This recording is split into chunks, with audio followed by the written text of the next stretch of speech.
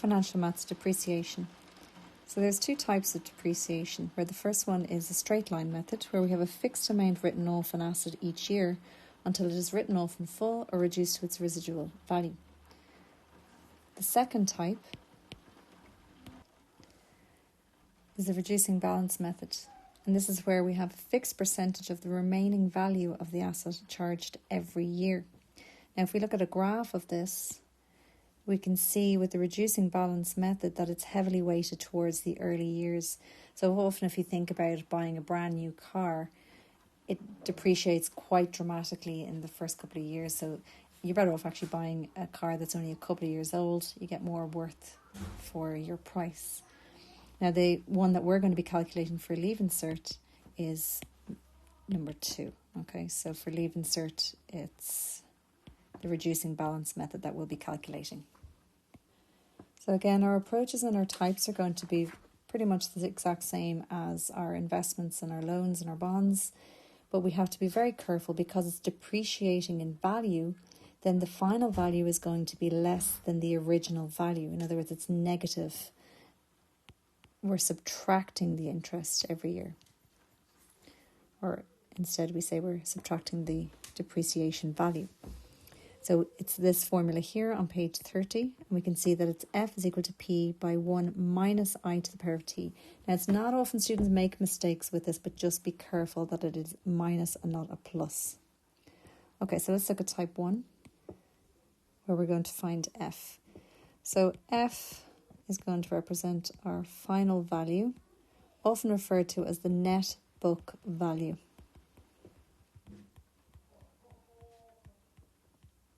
So what is the final worth of the asset on the books?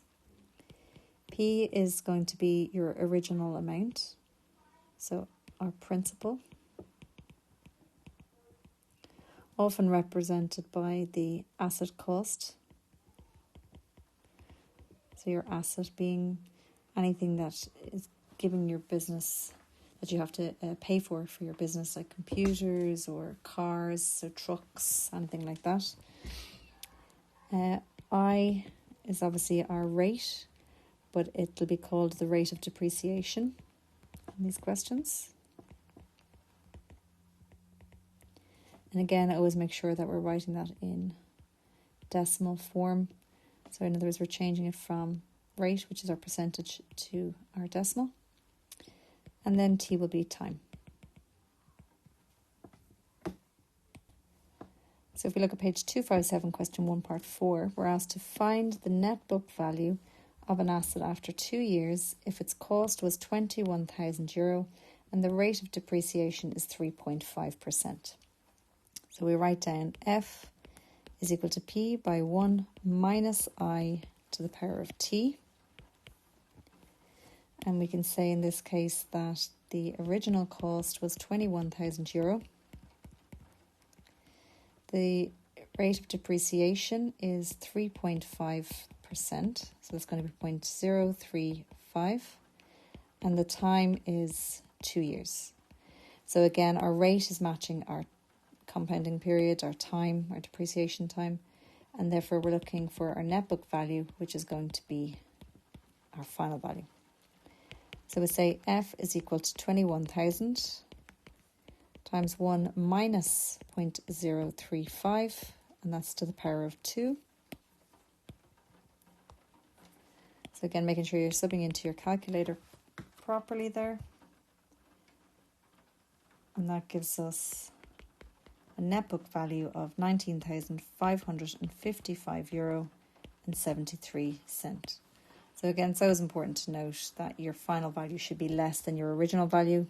And if it's not, then you have obviously used 1 plus I instead of 1 minus I. So type 2 is where we'd be finding the original amount, so the asset cost, and that's as before. So we don't need to do another example of using our formula to find P.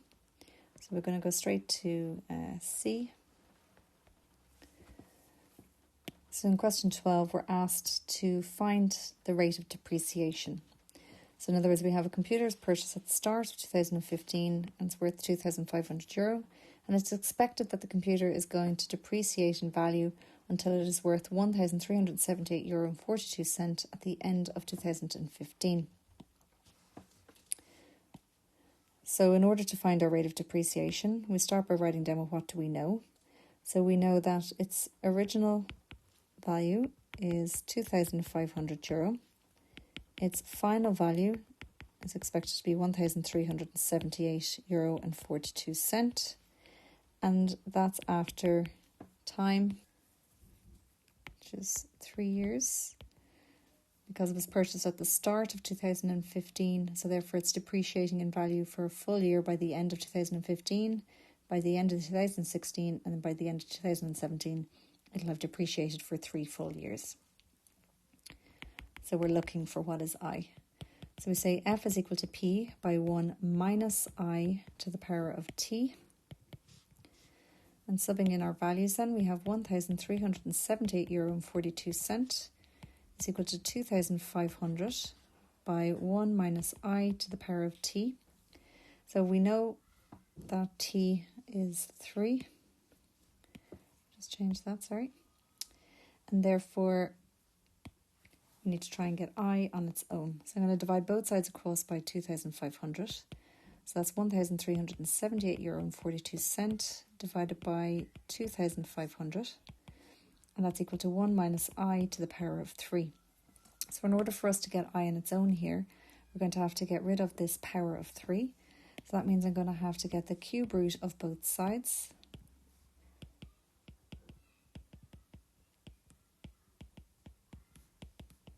And then I want to try and get I on its own. So therefore, if I bring I to the left-hand side, I have I is equal to, and then it's going to be 1 minus the cube root of €1,378.42 over 2,500. So what is I? And therefore our depreciation rate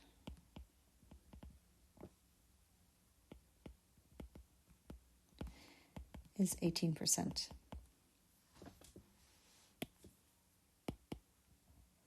And that's per annum.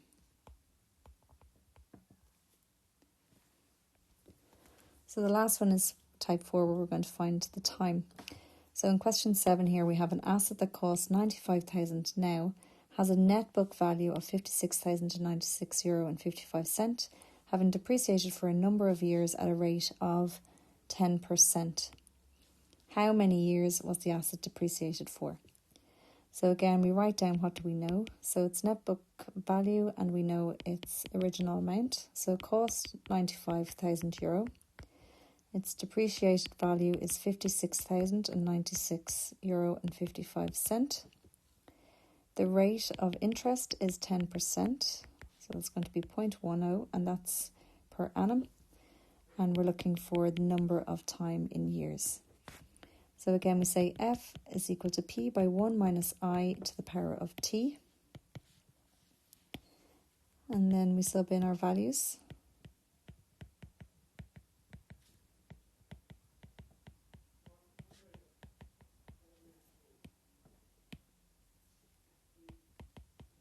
So T is our unknown. So therefore I'm going to divide both sides across by 95,000.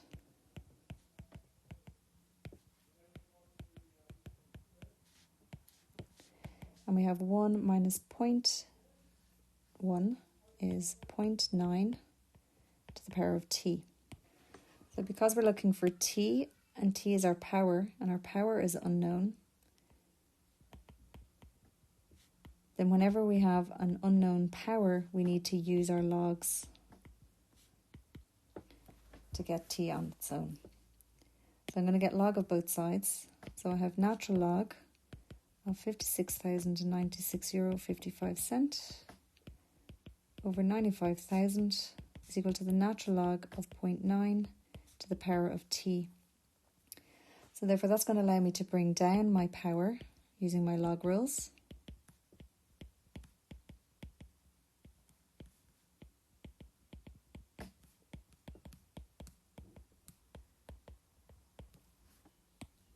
And again, that can be found on page 21 in our tables, where whenever we have a log raised to a power, we bring down the power in front of the log.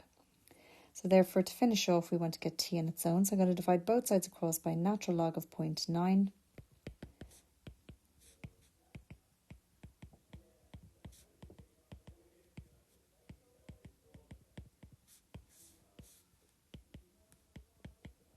And therefore, that gives me the time of depreciation is 5 years. Okay, so let's look at some questions. So if we're on page 258,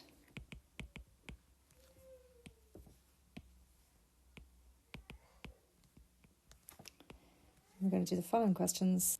So 4, 5, 10 and 13.